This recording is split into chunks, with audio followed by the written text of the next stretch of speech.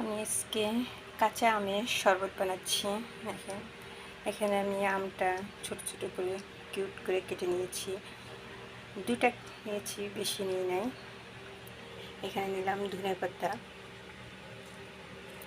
এখানে নিলাম পুদিনা পাতা, এখানে আমি একটা কাঁচামরিচ কেটে নিয়েছি, আর লেবু নিয়েছি অর্ধেক। আপনারা টক বেশি খেতে চাইলে একটু লেবুর পরিমাণ বেশি নিতে পারেন, যে ঝাল যেরকম খায়। আমি একটু ঝাল কম দেবো দেখে একটা নিয়েছি, আর যদি আপনারা একটু ঝাল ঝাল খান তাহলে বেশি নিতে পারেন, সমস্যা নাই, যে যেরকম খান। এখানে আছে আপনার গোলমরিচের গুঁড়া। আমি পানি নিয়েছি 1 কাপ। পরে আমি পানিটা অ্যাড করে দিব। এখানে চিনি আসছে, লবণ পরিমাণ মতো। দেখেন আমি কিভাবে বানাই, আমার সাথে থাকেন। আমি প্রথম আমগুলা দিয়ে দিলাম ব্লেন্ডারের ভিতরে, এক এক করে আমগুলা দিয়ে দিলাম। তারপরে এর সাথে অ্যাড করবো ধনিয়া পাতা দিয়ে দিলাম, পুদিনা পাতাটাও দিয়ে দিলাম, কাঁচামরিচটাও দিয়ে দিলাম, লবণ অ্যাড করলাম পরিমাণ মতো। পরে আপনারা লবণ লাগলে দিয়ে দিতে পারেন, কিন্তু প্রথম অল্প দেওয়াই ভালো।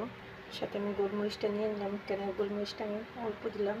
এখানে আমি কাঁচামরিচ দিয়েছি, যেহেতু ঝালটা কম হবে এই জন্য আমি অল্প দিলাম। আমি এখন চিনি অ্যাড করব,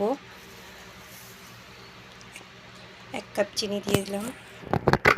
এখন আমি লেবু রসটা এর ভিতরে দিয়ে দেবো, লেবু রসটা। সব উপকরণটা আমি দিয়ে দিয়েছি।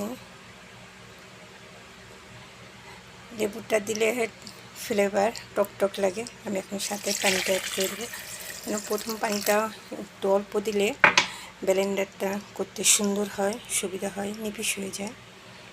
এখন এই সুন্দর আমি সব কিছু অ্যাড করে দিয়েছি। এখন আমি এটা ব্লেন্ডার করব।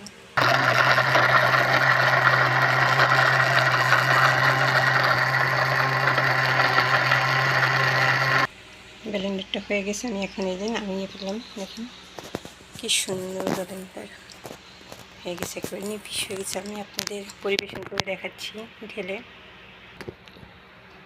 এটা বেশি ঘন হয়ে গেছে, আমি সাথে পানিটা অ্যাড করে দিলাম, 2 কাপ পানি দিয়ে দিলাম।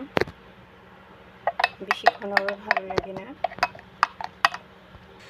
আপনাদের ঢেলে দেখাচ্ছি, কালারটা দেখেন অনেক সুন্দর কালার চলে আসছে।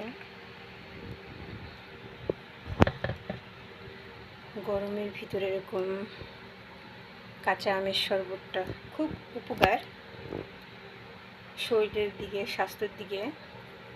আমি সাথে একটু পুদিনা পাতা দিয়ে দিলাম ডেকোরেশন করার জন্য।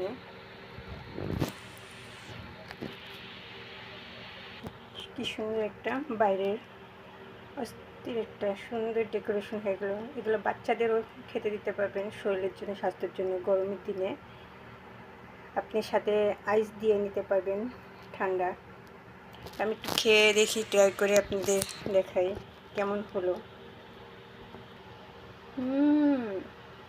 অসম অসম, অনেক টেস্ট হচ্ছে, অনেক ভালো হয়েছে, সব কিছু পারফেক্ট দিয়েছি। আপনারা ঘরে বসে এরকম একটা শরবত বানিয়ে খেতে পারেন। ভালো লাগলে নেক্সট ডে আরও এনে দিব ভালো ভালো ভিডিও। ওকে, বাই বাই, আল্লাহ হাফিজ।